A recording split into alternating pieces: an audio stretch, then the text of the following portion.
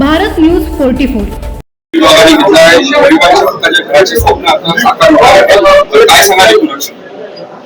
महाराष्ट्रामध्ये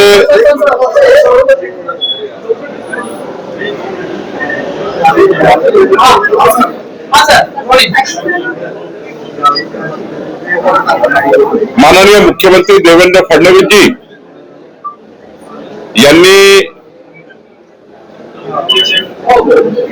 आणि माननीय देवेंद्रजींच्या नेतृत्वाच्या सरकारने आणि खास करून महसूल खात्याने 1500 फुटापर्यंत जर अतिक्रमण असेल त्याचं 500 फूट असेल त्यांना 500 फूट पर्यंत, ज्यांचं 700 फूट असेल त्यांना 700 फूट पर्यंत, पण 1500 फूट पर्यंत आता 2011 पूर्वीचे सरकारी जागेवरचे अतिक्रमण हे नियमाकुल करता येईल असा निर्णय घेतला आहे। आम्ही राज्याच्या जनतेला निवडणुकीमध्ये वचन दिलं होतं की आमचं सरकार आल्यावर सरकारी जागेवर असलेल्या लोकांना त्यांच्या हक्काची घरं मिळाली पाहिजे, त्यांचा प्लॉट त्यांना घर बांधकामाचा मिळाला पाहिजे, याकरता हा निर्णय घेतलेला आहे। राज्यामध्ये जवळपास 15 लाखाच्या वर परिवारांना प्राथमिक टप्प्यामध्ये याचा फायदा होणार आहे। ज्या ठिकाणी जेवढं अतिक्रमण असेल तेवढं कायदेशीर करून द्यायचं आहे। 1500 फुटाच्या वरचं अतिक्रमण आम्ही काढून टाकू, ते कायदेशीर करणार नाही, पण 1500 फुटापर्यंत कंपल्सरी नाहीये। 500 फूट 700 फूट जेवढं अतिक्रमण असेल तेवढं कायदेशीर करण्याचा आम्ही निर्णय घेतलेला आहे।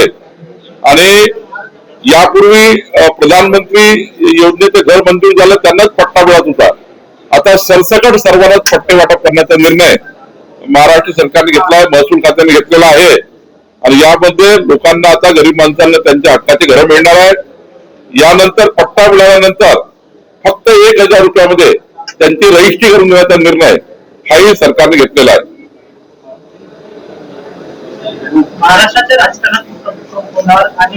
दुसरं एक महत्वाचं की जे राष्ट्रीय महामार्ग आहे, या राष्ट्रीय महामार्गाचे जे जमिनीचे भूसंपादन आहे, या भूसंपादनाकरता जर शेतकऱ्याला जमिनीचे पैसे कमी मिळाले तर लवादाकडे जावं लागतं, आर्बिट्रेटरकडे जावं लागतं।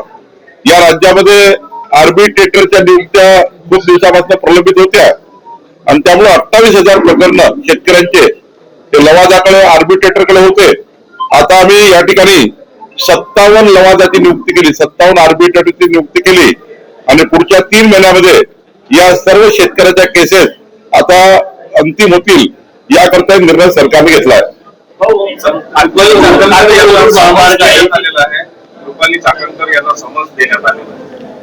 नाही, मला असं वाटतं की पोलीस योग्य पद्धतीने कारवाई करत आहे, पारदर्शी कारवाई करत आहे आणि समज देणे म्हणजे काय त्या ठिकाणी अंतिम नाही आहे, शेवटी तपास होणं आवश्यकच आहे। प्रत्येकाचा तपास होतो, एखाद्याचं नाव आलं, उद्या समजा कुणाचे नाव आलं, पोलीस तपास करतात, पोलिसांना योग्य वाटलं तर कारवाई करतात, नाही वाटलं तर त्या ठिकाणी घरी पाठवतात।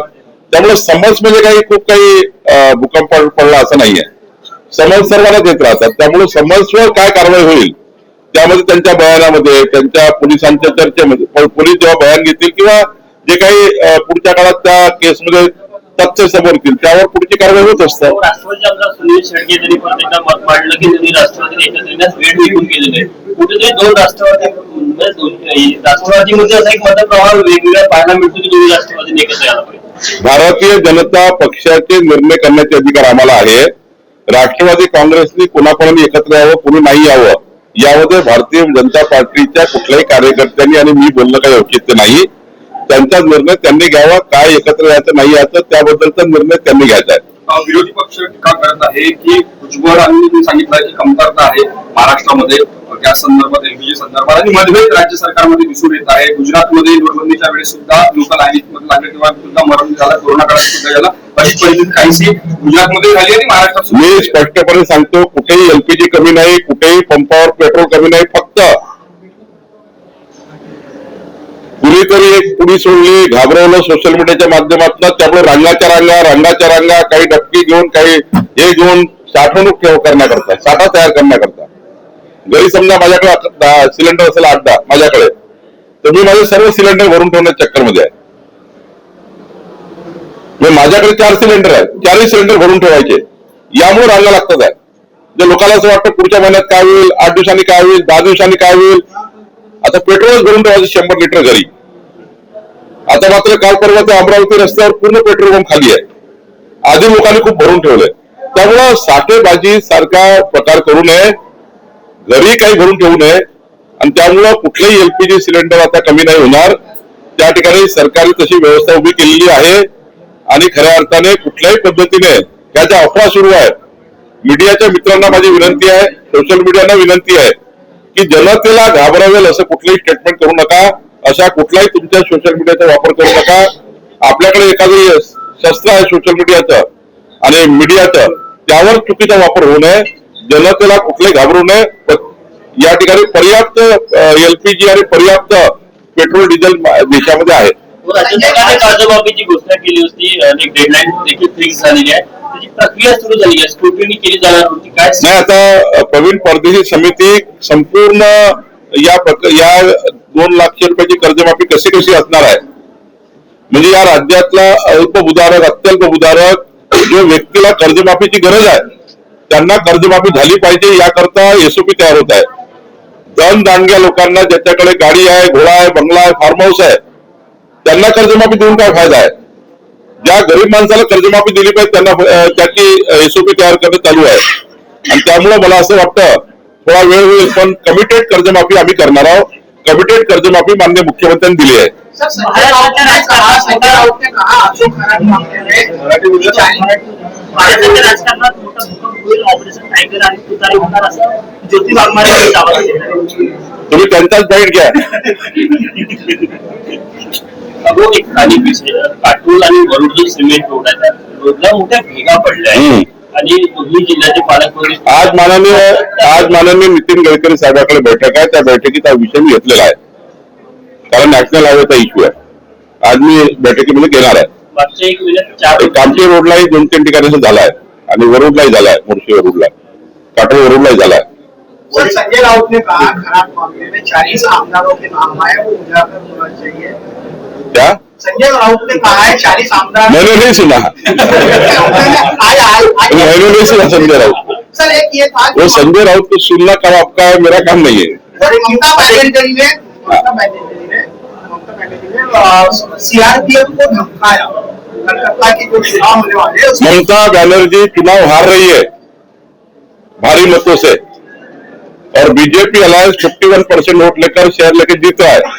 इसलिए ममता बनर्जी घबरा चुकी है. वो सीआरपीएफ के और अनेक संस्थाओं को डरा धमका रही है.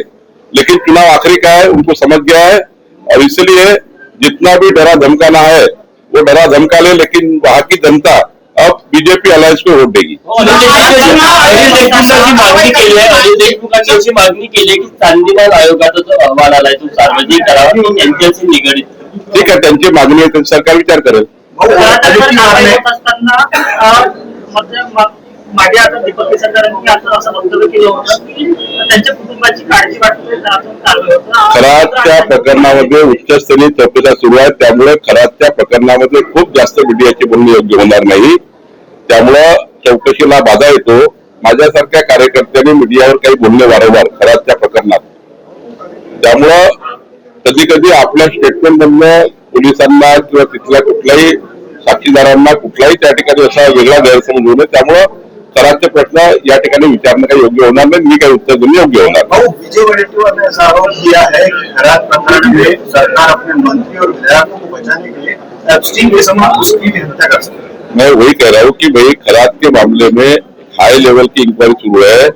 वडेट्टीवार जी को मेरी विनती आपके माध्यम से कि कुछ बात करना है तो पुलिस से बात करे, कुछ बात करना है तो मुख्यमंत्री से बात करे, कुछ बात करना है तो किसको पुरावे है.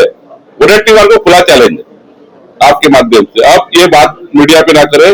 उनके पास जो रिकॉर्ड है एमएलए के बारे में, मंत्री के बारे में, जिसके बारे में, वो तपास यंत्रणा को दे, मुख्यमंत्री जी को दे, गृह मंत्री को दे, वहां के पुलिस अधीक्षक को दे, जो एसआईटी गठित हुई है उनको दे. लेकिन मीडिया पे बात करके फालतू वो इंक्वायरी को आप डाइवर्ट क्यों करना चाहते हो. मेरे वडेट्टीवार जवाबदार पदाधिकारी है और कांग्रेस पार्टी के नेता है. उनको समझना चाहिए कि हाई लेवल इंक्वायरी चालू है और सेंसिटिव चालू है ऐसे केस में मीडिया के सामने क्यों बात करते हो? जो आपके पास जो है वो वहां देंगे नहीं, और मीडिया में टाइम अपना प्रसिद्धि के लिए कुछ भी बातें करेंगे, और खराब जैसी केस में, सेंसिटिव केस में इस प्रकार से स्टेटमेंट देके तपास को उसमें इंफ्लुएंस में लेने का प्रयास करेंगे, ठीक नहीं है। सर 5 राज्यों का चुनाव, सर 5 राज्यों के चुनाव है, बीजेपी हमेशा एक ही मुद्दा लेके लड़ेगी या फिर पीएम मोदी के चेहरे पे ही लड़ेगी? देखिए, हमारी केंद्र सरकार प्रधानमंत्री मोदी जी के विकसित भारत के संकल्प को महाराष्ट्र और देश की जनता ने एक्सेप्ट कर लिया है। आपने महाराष्ट्र में देखा होगा 51% वोट शेयर मिला है। देश की हर व्यक्ति को लगता है विकसित भारत 2047, तो 2047 से जितने भी चुनाव होंगे देश में, वो सब बीजेपी अलायंस ही जीतेगी 2047 तक। अब तो जीतेगी, लेकिन विकसित भारत का संकल्प जनता ने ले लिया है, और भारत विकसित भारतीय जनता पार्टी की अलायंस कर सकती है, ये जनता के मन में बैठा हुआ है, इसलिए बीजेपी ही चुन के आएगी। लॉकडाउन के अफवाह बोल रहे क्या कहेंगे? मैं बताया ना, लॉकडाउन की अफवाह गलत है, आप भी चिंता मत करिए।